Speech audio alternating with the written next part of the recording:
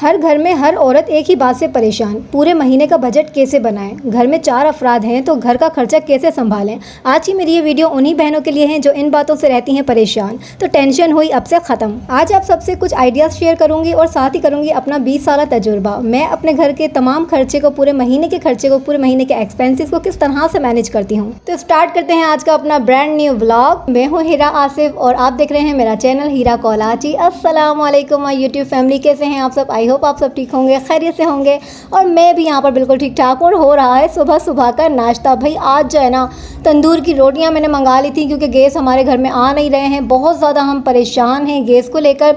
तो आज बच्चों ने कहा कि मम्मा तंदूर की रोटियाँ आप हमें ना पानी डालकर फ्राई करके दीजिएगा। तो मैंने रात में ही मंगवा के रख ली थी कि सुबह उठूँ ना मुझे किसी किस्म की कोई टेंशन ना रहे। बच्चे उठे उनको फटाफट से जो है ना मैंने तंदूर की रोटियों पे पानी लगाकर जो है ना इनको फ्राई कर देना है बस। उसके बाद क्या था कि मेरी मेडिसिन का टाइम हो चुका था क्योंकि आप सबको पता है कि मुझे थोड़ी सी तबीयत ख़राब है कुछ दिनों से, तो मैं मेडिसिन ले रही हूँ एलर्जी की।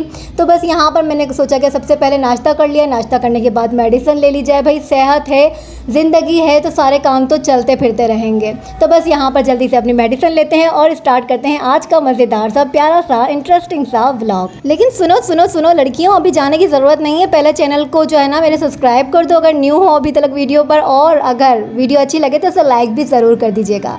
चले जी, यहाँ पर हर काम से नाश्ता वाश्ता करके हम फ्री हो चुके थे। सबसे पहला काम क्या होता है हमारा, उठते के साथ ही भाई सफाइयाँ करना। तो यहाँ पर मैं अपनी रूटीन स्टार्ट कर चुकी हुई हूँ। सबसे पहले यहाँ पर अपनी बालकनी को साफ़ करूँगी क्योंकि मेरी रोज़मर्रा की जो सफाई है ना वो यहीं बालकनी से स्टार्ट होती है।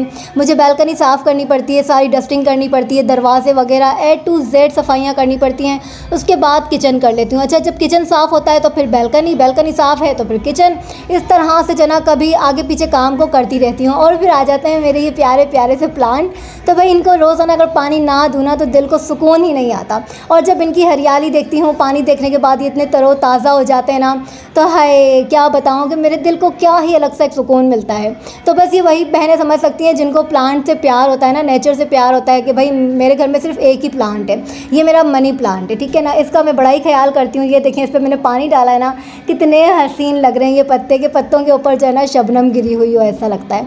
अच्छा जी, यहाँ पर जो है ना मैंने ये आज ना ये क्या कहते हैं इसको, ग्लू गन मंगवा ली थी क्योंकि मेरे पास जो है ना आर्टिफिशियल मेरा प्लांट है ना, मेरा जो डेकोर पीस है कह लें, कुछ भी कह लें उसको, उसके जो है सारे लीफ निकल निकल के गिर रहे थे क्योंकि उनकी मुद्दत शायद पूरी हो चुकी थी। ये वाला देखा ना, अब इसके लिए मैंने मंगा ली थी ग्लू गन। तो मैंने सोचा कि सबको जो है ना निकाल के पहले इसके ऊपर ग्लू गन लगा के उनको अच्छे से ज्वाइन कर लिया जाए, जो जो निकल रहे हैं उनको देख लूँ। तो फिर यहाँ पर मैं ये काम करने लगी हूँ, आप देखते रहें और साथ ही साथ मैं करती रहूँगी आपसे प्यारी प्यारी सी दिलचस्प सी बातें। अच्छा तो प्यारी सी बहनों, आज मैं आपसे जो डिस्कस करने वाली हूँ ना वो है कि भाई पूरे महीने का बजट किस तरह से संभाला जाता है, किस तरह से जो है ना उनको मैनेज किया जाता है। कम आमदनी में और कम पैसों में किस तरह से राशन वगैरह हो गया, ये सब कुछ किस तरह से मैनेज करती हूँ मैं। अपना पर्सनल एक्सपीरियंस आज आपसे शेयर करने वाली हूँ।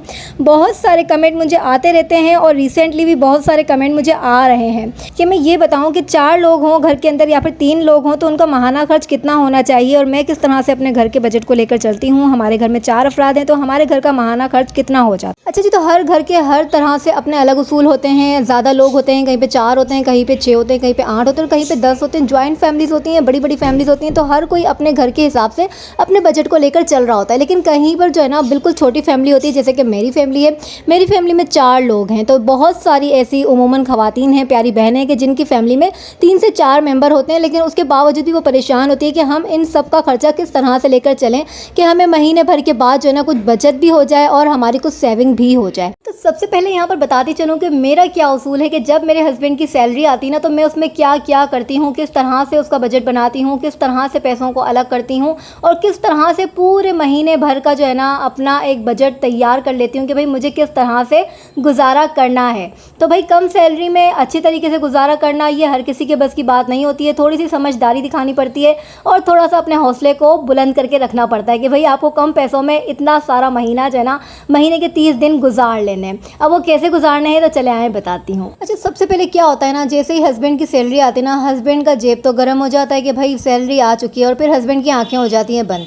हमेशा का ऐसा ही होता है, उन्हें लगता है कि बेगम सैलरी ले लेगी तो फिर सारी उड़ा देगी। लेकिन भाई मैं तो कभी ऐसे करती नहीं क्योंकि मैं पता है कि मैं किस घर से आई हुई हूँ, किस माँ की बेटी हूँ कि मेरी माँ ने मुझे तो ना अंदर अंदर तक कूट कूट के मेरे अंदर भर दिया है कि पैसों को किस तरह संभालना है, पैसे की कदर किस तरह करनी है, गरीबी हालात में किस तरह से गुजारा करना है, किस तरह से अपने शौहर का साथ देना है, किस तरह से अपने घर को लेकर चलना है और कभी कोई शिकायत मुंह पर नहीं लेकर आनी है। मैं उन बेटियों में से और उन बीवियों में से हूँ। तो भाई लेकिन ये बात जो हस्बैंड साहब को कौन समझाए। बहरहाल हम तो लड़ते झगड़ते अब 20 साल गुजार दिए कि भाई हमें सैलरी हाथ में दे दिया करो, लेकिन नहीं देते तो खैर है, कोई बात नहीं है। हस्बैंड सैलरी लेकर आते हैं, फिर वो मुझसे सारी बातें पूछते हैं, कितने का राशन लेना है, कितने का सामान लेना है, कितना बिल भरना है, सारी गाइडलाइन जो होती है ना वो मेरी होती है और खर्चा वो अपनी मर्जी से चलाते हैं। तो जैसे ही हस्बैंड की सैलरी आती है ना, हस्बैंड की सैलरी के आने की जो डेट है ना वो 10 तारीख की है और मेरा बजट तैयार होने की जो डेट है ना वो 8 तारीख की है। तो मैं 8 तारीख को जो है ना सारा पर्चा तैयार कर लेती हूँ कि भाई इसके अंदर जो है ना हमें राशन लेना है, बिजली का बिल भरना है, गैस का बिल भरना है, बिल्डिंग का मेंटेनेंस देना है, बच्चों की स्कूल की फ़ीस देनी है, ट्यूशन की फ़ीस देनी है, मदरसे की फ़ीस देनी है और पूरे महीने भर का आना जाना, बीमारी वगैरह जो भी है ना खर्चा, कोई मेहमान आ रहा है, हम कहीं जा रहे हैं, तो वो सारे एक्सपेंसेस को निकाल कर हम अलग करके रख लेते हैं। अच्छा जी, हम मिडिल क्लास घरानों में क्या होता है ना कि जब सैलरी आती है तो हमारा सबसे पहले जो है ना एक पर्चा तैयार होता है, वो होता है ग्रोसरी का, राशन को लेके कि पूरे महीने में राशन कितना इस्तेमाल होगा।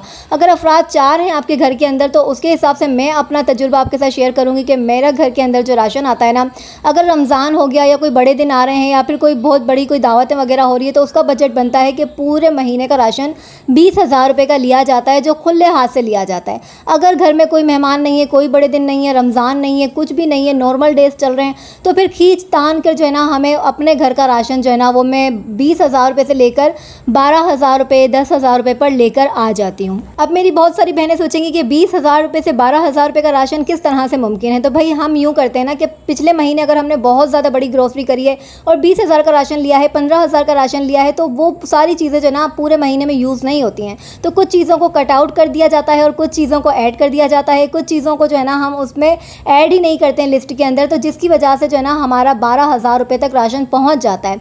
अच्छा, 12,000 के अंदर जो है ना गोश्त, मुर्गी, मछली और ये सब कुछ हो जाता है, बाकी किचन का सारा ड्राई आइटम हो जाता है, मसाले जात हो जाते हैं, चावल, घी, तेल, मतलब है कि सब कुछ उसके अंदर आ जाता है। अल्हम्दुलिल्लाह 12,000 रुपये में मैंने आप लोगों को कई बार अपने जो है ना व्लॉग के अंदर दिखाया है कि मैं ग्रोसरी करके आई हूँ और उसमें मेरा महीना पूरा आराम से गुजर जाता है और उसके बाद भी मेरा काफ़ी सारा राशन बच जाता है, क्योंकि अल्लाह पाक बहुत सारी बरकतें डाल देते हैं मेरे राशन में और मेरे घर के मामलात में। फिर बारी आती है कि भाई बच्चों की पढ़ाई को लेकर, तो स्कूल की फ़ीस हो गई, ट्यूशन की फ़ीस हो गई, मदरसे की फ़ीस हो गई, फिर वैन की फ़ीस हो गई, मतलब है कि ये बच्चों के जो खर्चे होते हैं ना उनमें से मेरे हिसाब से कि भाई 2 बच्चे हैं तो 12,000 रुपये उनके पहले ही अलग कर लिए जाते हैं, क्योंकि ये सारे जो खर्चे होते हैं ना ये बच्चों के स्कूल की फ़ीसिस के होते हैं, ट्यूशन, मदरसा वगैरह, ये सारी चीज़ें हम मिलाकर अगर इसको अलग पहले ही कर लेना तो हमारी जो टेंशन होती है ना वो काफ़ी हद तक कम हो जाती है। कि और फिर मैं हस्बैंड को ना 1 रुपया खर्च नहीं करने दे रही होती हूँ, भले उनके हाथ में पैसा होता है, लेकिन मैं कहती हूँ कि सारे पैसों को आपको जो ना अलग अलग करके रबड़ बैंड लगा लेना है और वो मुझे अलग करके दे देना है, ताकि फिर उसके बाद जितने भी पैसे बचते हैं ना वो आपको आप जानो और आपका पैसा जाने। फिर बारी आती है घर के मेन चीज़ों की, मतलब है कि गैस का बिल, बिजली का बिल, मेंटेनेंस हो गया और बाकी जो हो गया ना पानी का बिल हो गया, और साथ ही साथ जो भाई आजकल गैस ने, सिलेंडर ने तंग करके रखा हुआ है, इनका खर्चा हो गया। तो इन चीज़ों के ऊपर ना तकरीबन महीने भर में जो है ना हमारी फैमिली के हिसाब से 10,000 रुपये का खर्चा हमारे ऊपर आता ही आता है, क्योंकि पहले जो है ना बिजली का बिल बहुत ज़्यादा आता था, तो जिसकी वजह से हमने AC DC जो है ना फ़ैन लगा लिए थे। उसके बाद काफ़ी हद तक कमी आ गई, कहाँ पर हमारा बिल जो है वो 13,000 12,000 रुपये आता था, अब जाकर जो है ना हमारा 3,000 रुपये तक या 3,500 रुपये तक आता है बिजली का। फिर आ गई गैस की बारी, तो गैस का बिल हो गया और जो है ना गैस आते नहीं है लेकिन बिल ज़रूर आता है।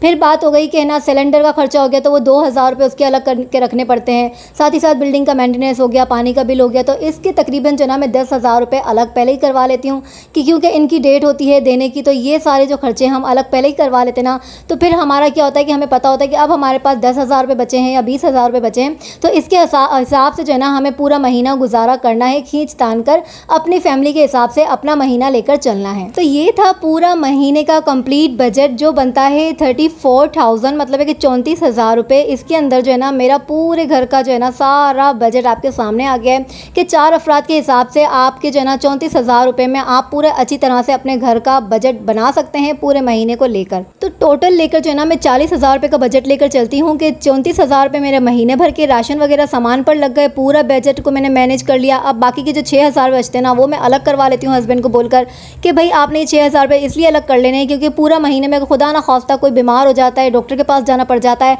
या कोई भी इमरजेंसी आ जाती है, तो ये पैसे हमारे पास रखे हुए हों, हमें किसी से मांगना ना पड़े और हम अपना गुजारा आराम से कर सकें। बस जी, जहाँ पर 40,000 रुपये का बजट हमारा कंप्लीट हो जाता है ना, पूरी मेरी डायरी की जो हिसाब होता है ना, मैंने जो पर्चा बनाया हुआ होता है उसके हिसाब से वो बिल्कुल रेडी हो जाता है। उसके बाद जो मैं हस्बैंड से कहती हूँ कि भाई अब आपकी मर्ज़ी है, अब आपके पास जितने भी पैसे बचे हैं उसमें आप हमें घुमाएं फिराएं, खिलाएं पिलाएं, कहीं पे भी ले जाएं, वो आपकी मर्ज़ी है, मेरी टेंशन हुई ख़त्म। तो बस जी, फिर हस्बैंड अपने खर्चे में से जो है ना बच्चों का पॉकेट मनी देना, बच्चों के लिए फ्रूट्स लेके आना, बच्चों के लिए जो फरमाइशी प्रोग्राम चल रहे होते हैं उन्हें पूरा करना होता है, फिर वो जाने, उनके बच्चे जाने और उनका काम जाने। ओके जी, तो मेरी प्यारी प्यारी कुड़ियों, मेरी शहज़ादियों, यहाँ पर जो है ना मैं अपना काम कर रही थी, साथ साथ बातें भी कर रही थी। तो सोचा यहाँ पर चूल्हा साफ़ करने का टाइम आ चुका था, तो क्यों ना आप लोग को एक टिप भी दे दी जाए किचन के हवाले से कि भाई इतना गंदा चूल्हा है तो फिर उसको साफ़ किस तरह किया जाए, वो भी ज़ीरो कॉस्ट के अंदर। तो यार यहाँ पर मेरे पास जो है ना मीठा सोडा रखा हुआ था, तो मैंने बोला कि मैं हमेशा ऐसे करती हूँ, मुझे किचन का सिंक धोना हो या फिर चूल्हा धोना हो, जब मैं देखती हूँ कि इसके ऊपर बहुत ज़्यादा दाग धब्बे लग गए हैं, अब ये किसी चीज़ से साफ़ नहीं होने वाला है और फिर काला तेल जो है ना मेरे हाथों को ख़राब कर देगा। मौसम के हिसाब से मैं काले तेल का यूज़ करती हूँ, अगर वो नहीं कर रही हूँ तो फिर मैं जो है ना मीठा सोडे का इस्तेमाल करती हूँ। तो आप भी प्यारी बहनों, अगर आपका चूल्हा बहुत ज़्यादा गंदा हो रहा है, आपकी सिंक बहुत ज़्यादा गंदी हो रही है, तो 1 चम्मच भर के आपको मीठा सोडा ले लेना है, जो आपके घर में एवरी टाइम पड़ा होता है, क्योंकि हम पकोड़े बनाते हैं, हम कड़ी बनाते हैं और बहुत सारी चीज़ों में वो इस्तेमाल होता है। तो बस 1 चम्मच भर के आपको जो है ना वो चूल्हे के ऊपर फैला देना है और फिर हल्के हाथ से जो है ना पूरे चूल्हे की सफाई कर लेनी है।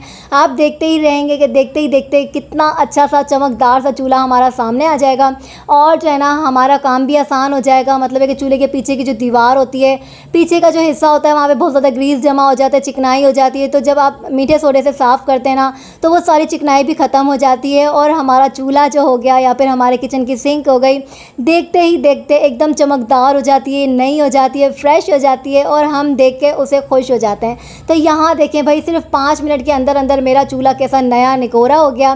तो बताइएगा कमेंट में कि आपको कैसा लगा मेरा ये वाला टिप। आप भी मीठे सोडे से अपने चूल्हे को साफ़ करें, सिंक को साफ़ करें और कमेंट में बताएं कि फिर आपको क्या रिज़ल्ट मिला। तो भाई मेरी प्यारी शहज़ादियों, मैं अपने घर को चमकाने के लिए, किचन को चमकाने के लिए कोई बड़े बड़े महंगे महंगे जो है ना चीज़ें नहीं लेकर आती हूँ। बस कोशिश यही रहती है कि सस्ती सस्ती सी और ज़ीरो कॉस्ट पे जो है ना कोई टिप्स लगाई जाएँ, कोई ट्रिक्स लगाई जाएँ, जिससे मेरा किचन भी महका रहे, साफ़ सुथरा रहे, घर भी खुशबूदार नज़र आए और साफ़ सुथरा जगह जो होती है ना वो आपके दिल को सुकून पहुँचाती है। तो यहाँ पर किचन का काम ख़त्म हुआ था और खाने बनाने की ड्यूटी स्टार्ट हो चुकी हुई थी। अरे भाई, अभी बताया ना मैंने, गैस ने बहुत ज़्यादा परेशान करके रखा हुआ है। तो बस यहाँ पर जो है ना मैं इनसे माफ़िया मांग रही हूँ, ताफ़ियाँ मांग रही हूँ कि भाई माफ़ कर दो, हमारे गुनाहों को बख्श दो, गैस आ जाओ, हमारा चूल्हा जल जाओ, हम खाना बना लें, हम अपना पेट भर लें। लेकिन मजाल है, ये तो हमें इतना सता रहे थे क्योंकि 6 बजे का जब टाइम होता है ना शाम का, तो लोड शेडिंग का टाइम हो जाता है कि भाई 6 बजे जो है ना पूरे पाकिस्तान में गैस की लोड शेडिंग ख़त्म होती है और गैस आना स्टार्ट हो जाते हैं। तो बस यहाँ पर जो है ना मुझे सिर्फ 1 मिनट के लिए गैस मैसर होता है, थोड़ी देर के लिए गैस मिलता है। जैसे ही मैं तेल रखती हूँ पतीली के अंदर, गैस कहता है टाटा बाय बाय, मैं जा रहा हूँ, मुझे किसी और ने घर में बुलाया है। तो फिर वो वहाँ चले जाते हैं। फिर हम यहाँ पर आधे घंटे तक मेहनत करते हैं, कोशिश करते हैं, माचिस की पूरी डिबिया खाली करते हैं, तब जाकर गैस दोबारा से मिलते हैं। फिर वो हमें 1 मिनट मिलते हैं, फिर वो हमें अपना जो है ना असली रूप दिखा देते हैं। तो ये देखें यार, मैंने यहाँ पर ऑयल डाला था पतीली के अंदर तो गैस चले गए। जैसे ही यहाँ पर दोबारा से आधी माचिस की डब्बी को मैं ख़त्म करती हूँ ना, तो उसके बाद से फिर वो बेचारे आते हैं और उसके बाद जो है ना वो अपना चेहरा दिखा के, खूबसूरती अपनी दिखा के फिर हमें टाटा बाय बाय कह के चले जाते हैं। यहाँ देखें यार, यहाँ मैं कह रही हूँ आजा आजा आजा। तो बस जी, यहाँ पर जो मैं बनाने लगी थी, मटन पुलाव बनाने लगी थी, सोचा था जल्दी जल्दी से जो है ना मटन सारा तैयार करके रख दूँगी, जब रात को हस्बैंड के आने का टाइम होता है, खाना खाने का टाइम होता है, तो फिर बस चावल डालकर मैं उसको सिलेंडर पे दम पे रख दूँगी ताकि तरोताज़ा फ्रेश खाना जो है ना हमें खाने को मिले। तो लेकिन यहाँ पर भाई ये गैस ने हमें इतना परेशान करके रखा हुआ है। वो कहते हैं भाई तुम जितना भी कह लो, हम अपने टाइम से आएंगे, अपने टाइम से जाएंगे, तुम्हें सताएंगे और हमें जो ज़्यादा बुलाएगा ना उसी के घर पे जाएंगे। तो भाई मैं इतनी मेहनत करती हूँ, तुम्हें साफ़ सुथरा रखती हूँ चूल्हे को, और तुम आते नहीं हो मेरे घर के अंदर। तो जाओ, जहाँ पे जाना है तुम्हारी मर्ज़ी है। मैंने भी इनको कह दिया टाटा बाय बाय।